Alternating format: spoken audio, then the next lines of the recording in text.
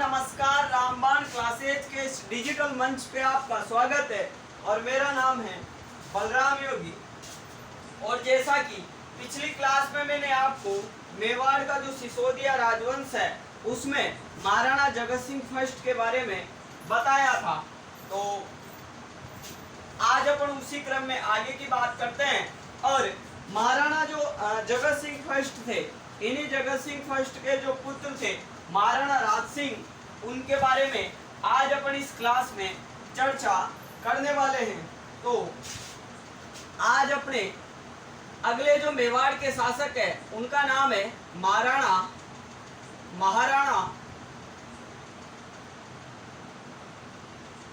राज सिंह। महाराणा राज सिंह। और राज सिंह के बारे में एक प्रश्न ये भी पूछा गया था कि ये जो मेवाड़ के महाराणा राज सिंह थे, इन राज सिंह का समय क्या था। तो अपन बात करते हैं महाराणा राज सिंह के शासनकाल की। तो इनका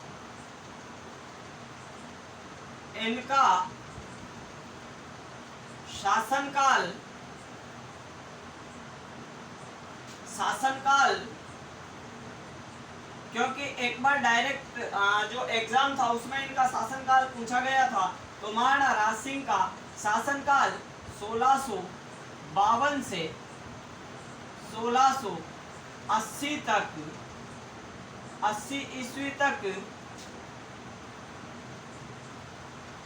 रहा था।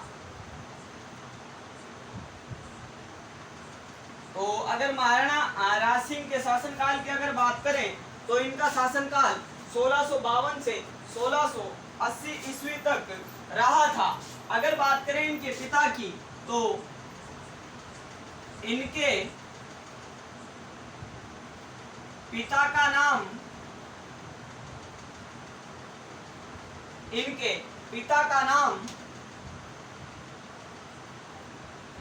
जगत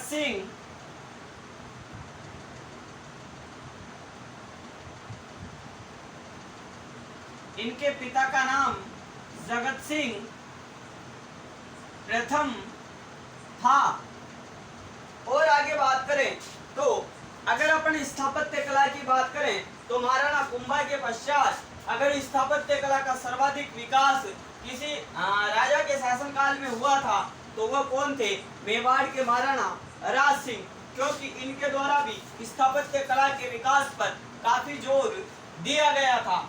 तो अब अपन महाराणा ये जो राज सिंह थे इनके विवाह की बात करते हैं। किसके विवाह की? महाराणा राज सिंह के विवाह की। किस प्रकार से इनका विवाह होता है उसकी बात मैं आपको बताता हूं। तो जब मेवाड़ के जब ये महाराणा राज सिंह मेवाड़ के शासक थे तो उस समय मुगल वंश के शासक का नाम था औरंगजेब। तो अपन को तीन बातें यहाँ पे एक साथ करनी है। एक तरफ लिखता हूं मैं मेवाड़, और मेवाड़ के शासक कौन? तो शासक का नाम बताओगे आप। मेवाड़ के इस समय शासक थे महाराणा राज सिंह। महाराणा राज सिंह। मेवाड़ के शासक कौन? महाराणा राज सिंह। इधर बात करें अपन किशनगढ़ के शासक की। किशनगढ़, और ये किशनगढ़ कहाँ पे पड़ता है? किशनगढ़ पड़ता है अजमेर जिले में। अजमेर। और इस किशनगढ़ के शासक का नाम था रूप सिंह। क्या नाम बताया मैंने आपको? किशनगढ़ के शासक का नाम बताया रूप सिंह। और रूप सिंह के अगर पुत्र की बात करें तो इसके पुत्र का नाम था मानसिंह।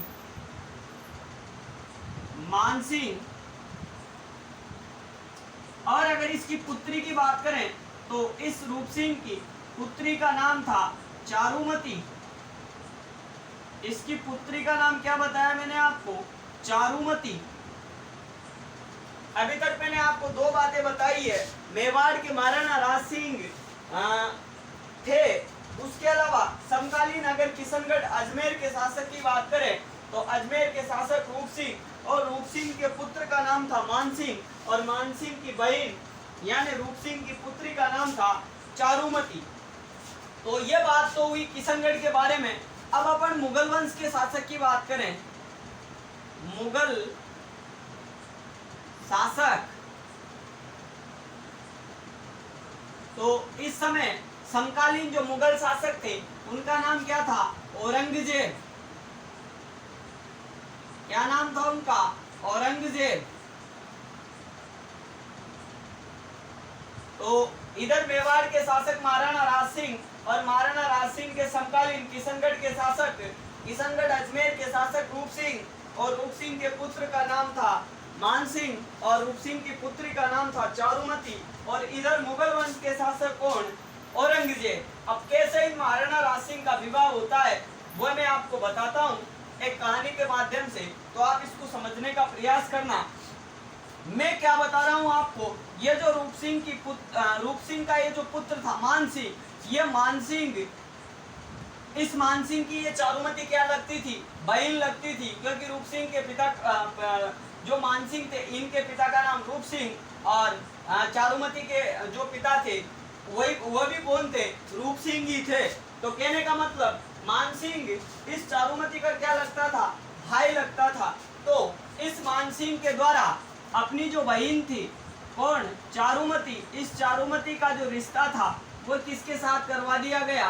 औरंगजेब के साथ इसका रिश्ता हो जाता है, रिश्ता हो जाता है। किसका?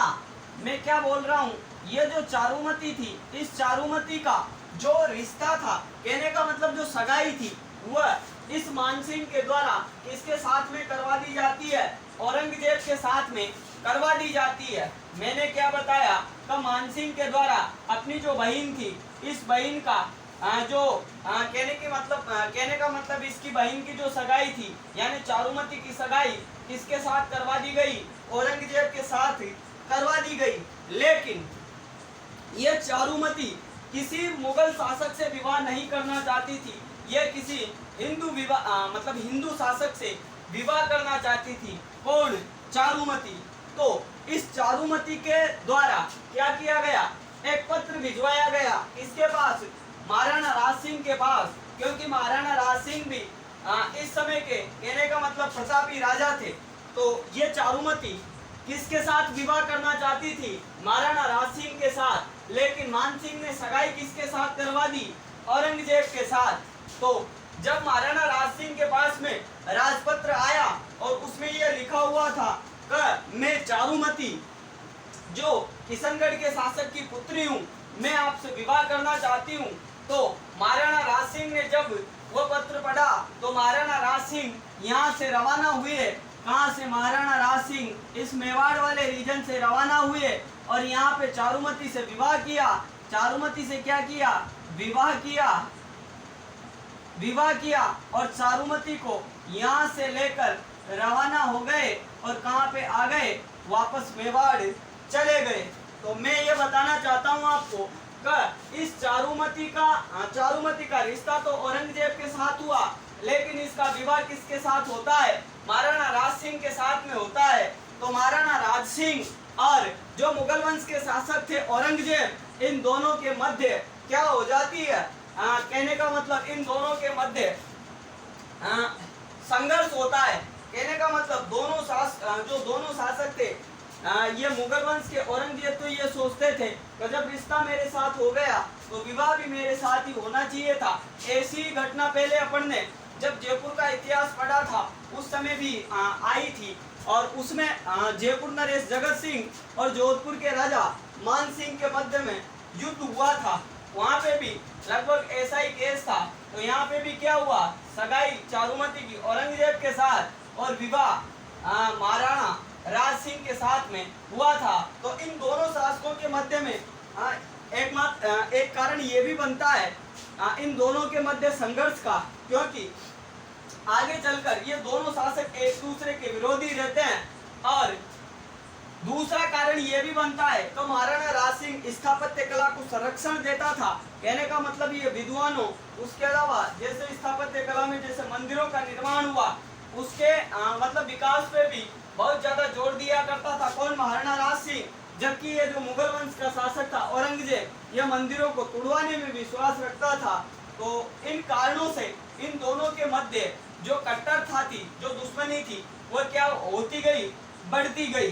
तो यह था विवाह मेवाड़ के महाराणा राज सिंह का। अब जब दोनों शासकों के मध्य कट्टरता उत्पन्न होगी तो इस औरंगजेब ने क्या किया? इस औरंगजेब ने सोचा कि इस मेवाड़ के महाराणा राज सिंह के ऊपर भी अब अपन आक्रमण करेंगे। लेकिन आक्रमण के समय की या उससे पहले की एक घटना मैं आपको बताना चाहता हूं, जो बूंदी की हाडी रानी सहल कंवर या जिसको अपन सलह कंवर भी कहते हैं, उसके लिए काफी प्रसिद्ध मानी जाती है। क्योंकि कभी कभार एग्जाम में डायरेक्टली ये पूछा जाता है, एक पंक्ति देके, क्या चूड़ावत मांगे सेनानी, सिर काट दे दियो शत्राणी। यह पंक्ति कहाँ की रानी के लिए प्रसिद्ध है। तो वो कौन थी? बूंदी की हाडी रानी सहल कंवर। तो उसके बारे में भी मैं आपको बताता हूँ, आप इसको नोट आउट कर सकते हो, क्योंकि उस घटना का भी कहीं ना कहीं संबंध इन्हीं मेवाड़ के महाराणा राज सिंह के साथ में जुड़ा हुआ है। तो आप अब इसको नोट आउट कर सकते हो। अब अपन और विवाह की बात करते हैं, और अब किसका विवाह होगा? जो रतन सिंह चूड़ावत है उनका, और जो हाडी रानी सहल कंवर है उनका। जो सामंत किसके थे? तो महाराणा राज सिंह के सामंत थे। तो अपन को उनके बारे में भी यहाँ पे बात करनी पड़ेगी, क्योंकि ये जो घटना है ये किनके समय की है? महाराणा राज सिंह के समय की। तो मैं आपको क्या बता रहा हूँ कि ये जो महाराणा राज सिंह थे, इन महाराणा राज सिंह के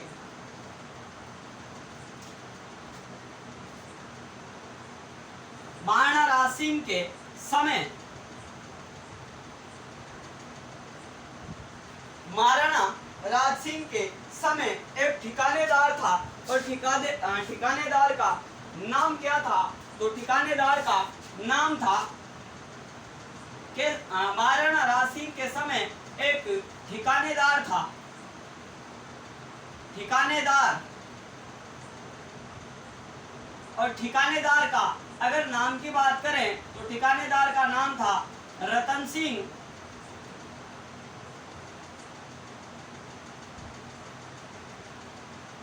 चूड़ावत। और इधर समकालीन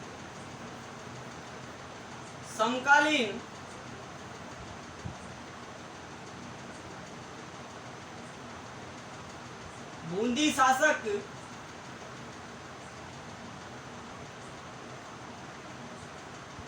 शासक की पुत्री का नाम था हाडी रानी, या उन्हीं का अपन को दूसरा नाम मिलता है सहल कंवर या सलह कंवर।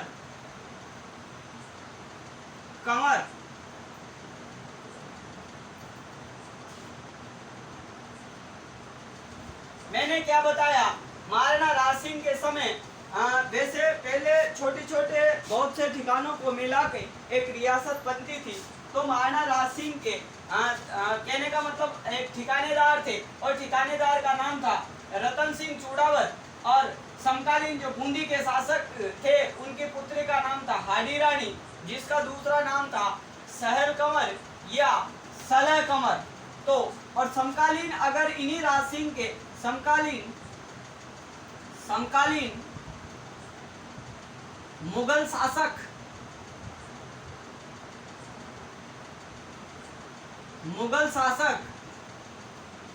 तो मुगल शासक का नाम था औरंगजेब।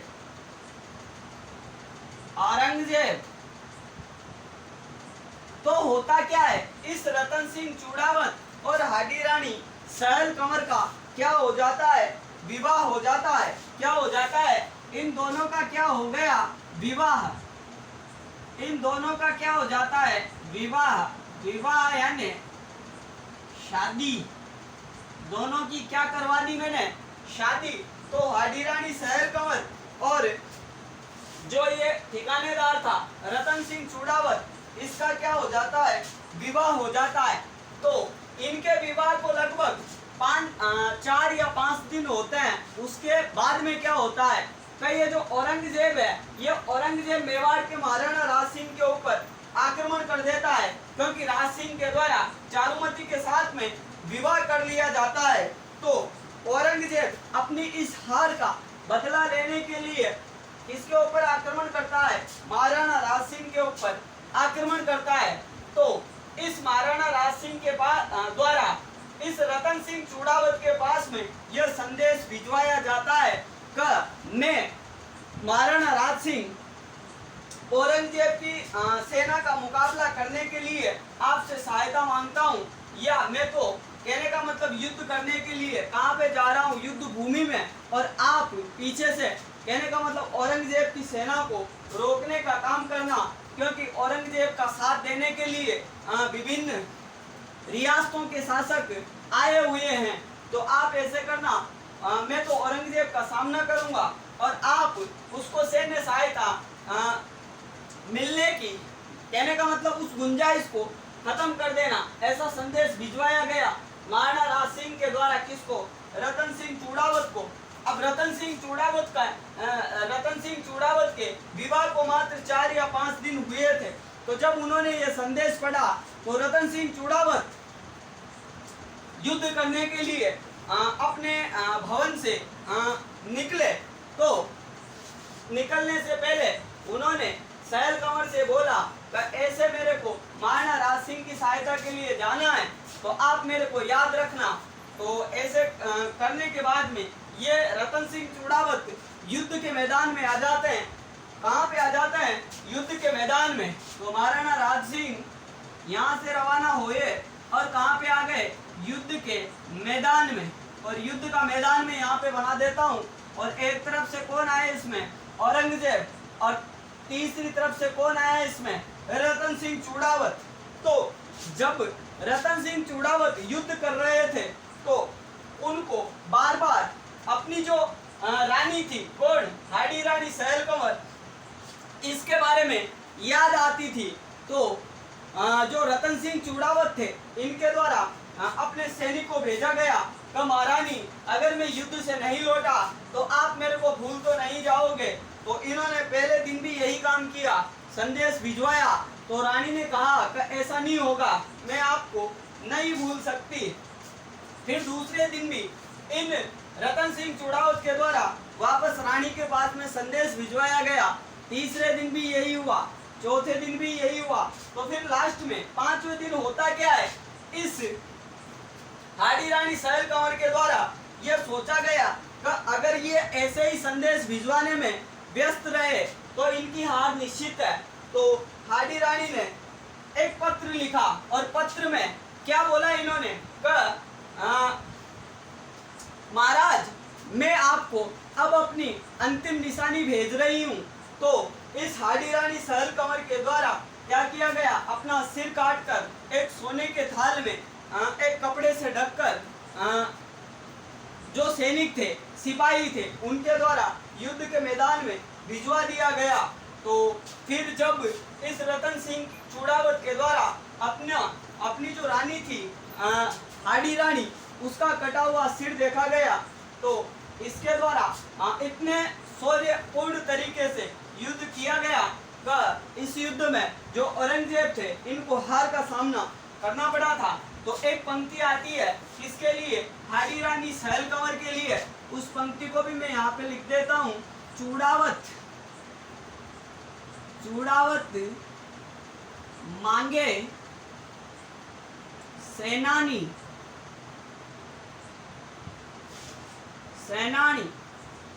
सिर काट दे दियो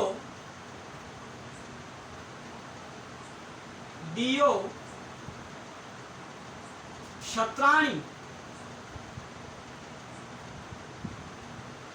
ये पंक्ति किसके लिए प्रसिद्ध है, तो आप याद रखोगे, बूंदी की हाडी रानी सहल कंवर के लिए प्रसिद्ध है। तो आज मैंने आपको जो महाराणा राज सिंह के इन राज सिंह का चारुमती के साथ में जो विवाह हुआ था उसके बारे में बताया है। और फिर मैंने आपको जो हाडी रानी सहल कंवर और जो रतन सिंह चूड़ावत का विवाह हुआ है इसके बारे में बताया है। किस प्रकार इस हाडी रानी के द्वारा अपना सिर काटकर अपने पति को युद्ध के मैदान में भेज दिया गया उसके बारे में बताया है, क्योंकि यहाँ से भी प्रश्न पूछे जाने की संभावना ज्यादा रहती है। तो आज अपन अपनी इस क्लास को यहीं पे विराम देते हैं। तो आप इनके अच्छे से नोट्स बनाओ और अपनी तैयारी को आगे ऐसे ही निरंतर जारी रखें। तो आज की क्लास और अभी के लिए इतना ही। धन्यवाद। आपका दिन शुभ हो।